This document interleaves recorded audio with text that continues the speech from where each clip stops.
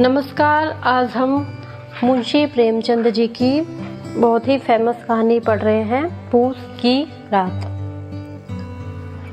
हल्कू ने आकर स्त्री से कहा, सहना आया है, लाओ जो रुपए रखे हैं उसे दे दो, किसी तरह गला तो छूटे। मुन्नी झाड़ू लगा रही थी, पीछे फिरकर बोली, 3 ही रुपए हैं, दे दोगे तो कंबल कहाँ से आएगा। माघ पूस की रात हार में कैसे कटेगी, उससे कह दो फसल पर दे देंगे, अभी नहीं। हल्कू एक क्षण अनिश्चित दशा में खड़ा रहा। पूस सिर पर आ गया। कंबल के बिना हार में रात को वह किसी तरह सो नहीं सकता, मगर सहना मानेगा नहीं। घुड़कियां जमावेगा, गालियां देगा, बला से जाड़ों में मरेंगे, बला तो सिर से टल जाएगी। यह सोचता हुआ वह अपना भारी भरकम डील लिए हुए, जो उसके नाम को झूठ सिद्ध करता था, स्त्री के समीप आ गया और खुशामद करके बोला, दे दे गला तो छूटे, कंबल के लिए कोई दूसरा उपाय सोचूंगा। मुन्नी उसके पास से दूर हट गई और आंखें तरेरती हुई बोली, कर चुके दूसरा उपाय, जरा सुनो तो कौन सा उपाय करोगे। कोई खैरात दे देगा कंबल, न जान कितना बाकी है जो किसी तरह चुकाते ही नहीं आती। मैं कहती हूँ तुम क्यों नहीं खेती छोड़ देते, मर मर काम करो, उपज हो तो बाकी दे दो, चलो छुट्टी हुई। बाकी चुकाने के लिए ही तो हमारा जन्म हुआ है, पेट के लिए मजदूरी करो, ऐसी खेती से बाज आए, मैं रुपए नहीं दूंगी, नहीं दूंगी। हल्कू उदास होकर बोला, तो क्या गाली खाऊं। मुन्नी ने तड़प कर कहा, गाली क्यों देगा, क्या उसका राज है। मगर ये कहने के साथ ही उसकी तनी हुई भौहें ढीली पड़ गई। हल्कू के उस वाक्य में जो कठोर सत्य था, वह मानो एक भीषण जंतु की भांति उसे घूर रहा था।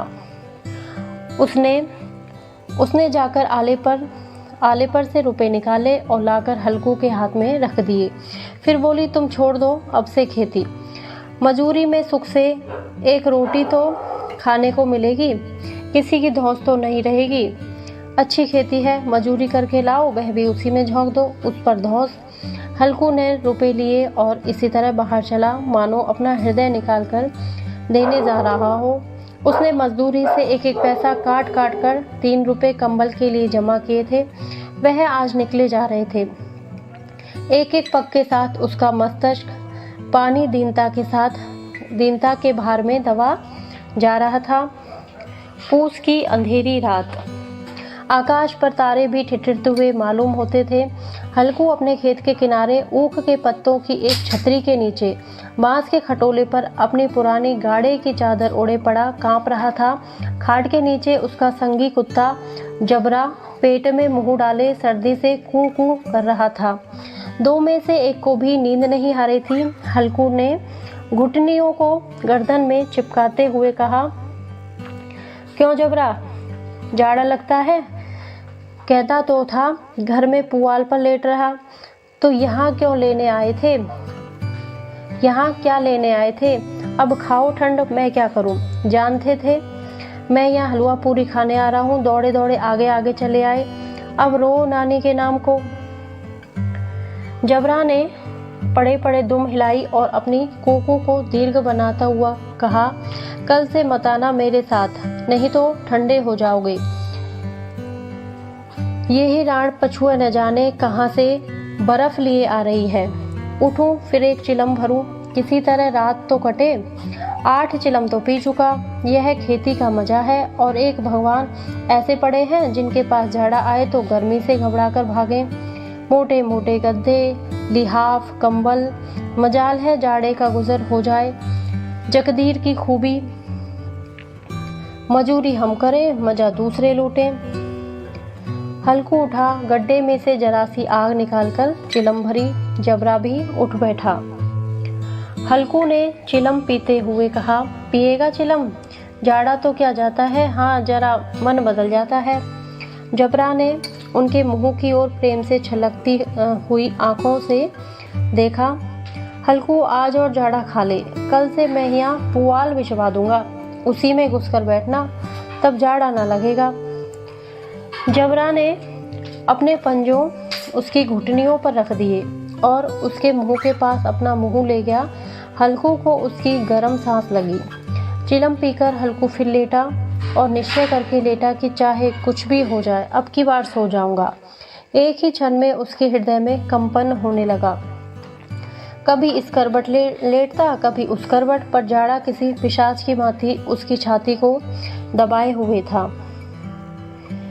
जब किसी तरह नहीं रह गया, उसने जबरा को धीरे से उठाया और उसके सिर को थपथपाकर उसे अपनी गोद में सुला लिया। कुत्ते की देह से जाने कैसी दुर्गंध आ रही थी, पर वह उसे अपनी गोद में चिपटाए हुए ऐसे सुख का अनुभव कर रहा था जो इधर महीनों से उसे न मिला था। जबरा शायद यह समझ रहा था कि स्वर्ग यही है, और हल्कू की पवित्र आत्मा में तो उस कुत्ते के प्रति घृणा की गंध तक न थी। अपने किसी अभिन्न मित्र या भाई को भी वह इतनी ही तत्परता से गले लगाता। वह अपनी दीनता से आहत न था जिसने आज उसे इस दशा को पहुंचा दिया। नहीं, इस अनोखी मैत्री ने जैसे उसकी आत्मा के सब द्वार खोल दिए थे और उनका एक एक अणु प्रकाश से चमक रहा था। सहसा जबरा ने किसी जानवर की आहट पाई। इस विशेष आत्मीयता ने उसमें एक नई स्फूर्ति पैदा कर दी जो हवा के ठंडे झोंकों को तुच्छ समझती थी। वह झपट कर उठा और छपरी से बाहर आकर भौंकने लगा। हल्कू ने उसे कई बार चुमकार कर बुलाया और वह उसके पास न आया। हार में चारों तरफ दौड़ कर भूखता रहा। एक क्षण के लिए आ भी जाता तो तुरंत ही फिर दौड़ता। कर्तव्य उसके हृदय में अरमान की भांति उछल रहा था। 1 घंटा और गुजर गया। रात ने शीत को हवा से धधकना शुरू किया। हल्कू उठ बैठा और दोनों घुटनों को छाती से मिलाकर सिर को उसमें छिपा लिया। फिर भी ठंड कम ना हुई। ऐसा जान पड़ता था कि सारा रक्त जम गया है। धमनियों में रक्त की जगह हिम बह रही है। उसने झुककर आकाश की ओर देखा। अभी कितनी रात बाकी है। सप्तऋषि अभी आकाश में आधे भी नहीं चढ़े। ऊपर आ जाएंगे तब कहीं सवेरा होगा। अभी पहर से ऊपर रात है। हल्कू के खेत से कोई एक गोली के टप्पों पर आमों का एक बाग था। पतझड़ शुरू हो गई थी। बाग में पत्तियों का ढेर लगा हुआ था। हल्कू ने सोचा चलकर पत्तियां बटोरूं और उन्हें जलाकर खूब तापूं। रात को कोई मुझे पत्तियां बटोरते देखे तो समझेगा कोई भूत है। कौन जाने कोई जानवर ही छिपा बैठा हो, मगर अब तो बैठे नहीं रहा जाता।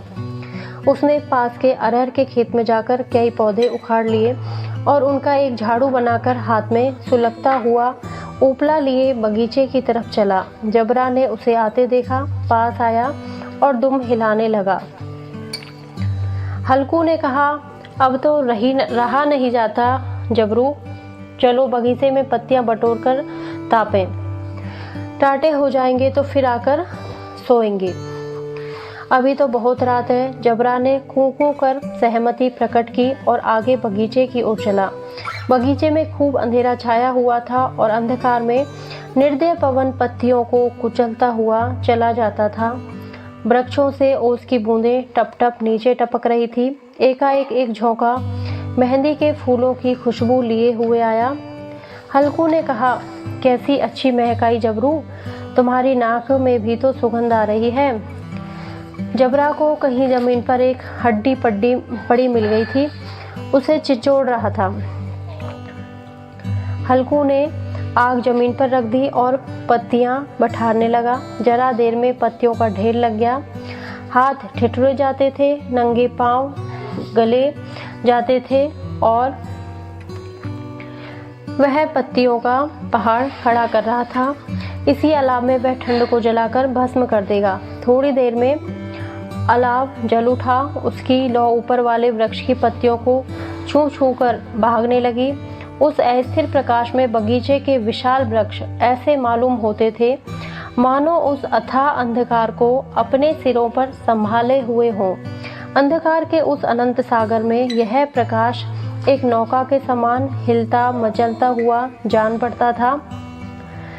हल्कू अलाव के सामने बैठा आग ताप रहा था। एक क्षण में उसने दोहर उतारकर बगल में दबा ली। दोनों पांव फैला दिए। मानो ठंड को ललकार रहा हो, तेरे जी में आए सो कर। ठंड की असीम शक्ति पर विजय पाकर वह विजय गर्व को हृदय में छिपा ना सकता था। उसने जबरा से कहा, क्यों जब्बर, अब ठंड नहीं लग रही है?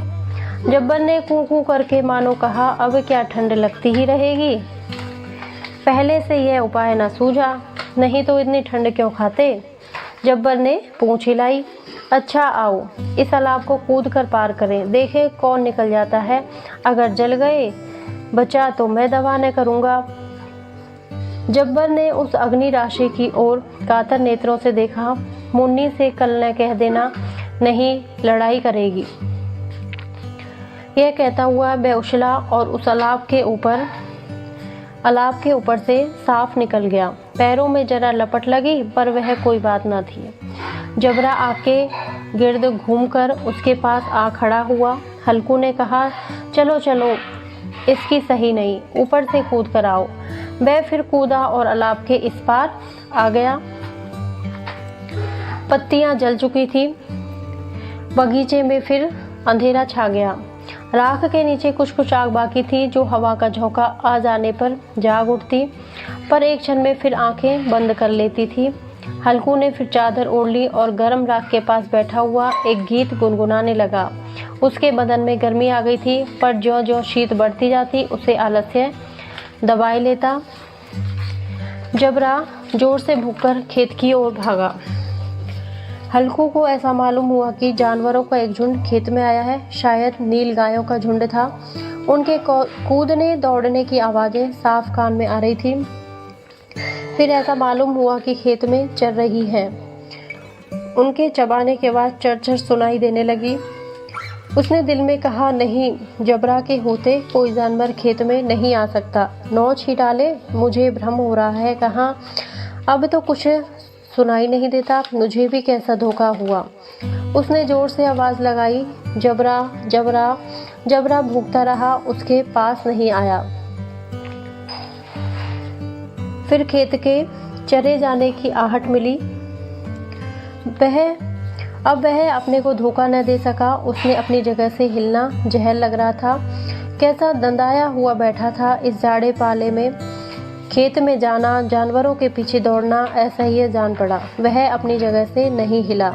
उसने जोर से आवाज़ लगाई, हिलो हिलो हिलो। जबरा फिर भूख उठा।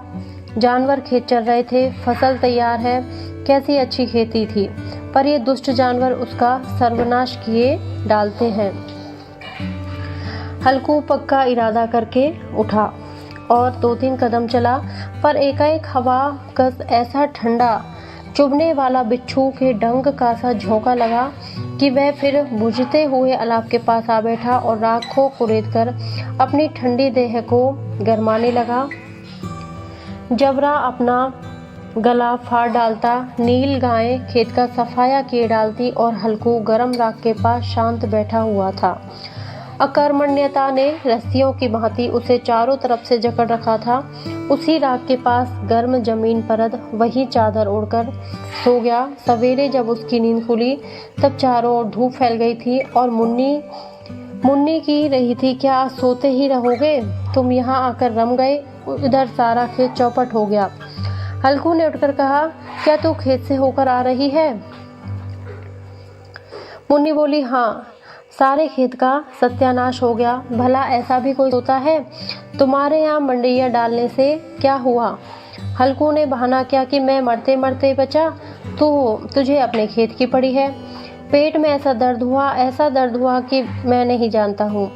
दोनों फिर खेत की डांड पर आए। देखा सारा खेत रौंदा पड़ा हुआ है और जबरा मड़ैया के नीचे चित्त लेटा है, मानो प्राण ही ना हो। दोनों खेत की दशा देख रहे थे। मुन्नी के मुख पर उदासी छाई थी, पर हल्कू प्रसन्न था। मुन्नी ने चिंतित होकर कहा, अब मजूरी करके माल गुजारी भरनी पड़ेगी। हल्कू ने प्रसन्न मुख से कहा, रात को ठंड में यहाँ सोना तो ना पड़ेगा। और इसी के साथ ही कहानी समाप्त होती है। आपको यदि मेरा वीडियो पसंद आए तो प्लीज़ इसको लाइक करें, शेयर करें और सब्सक्राइब करें। Thank you.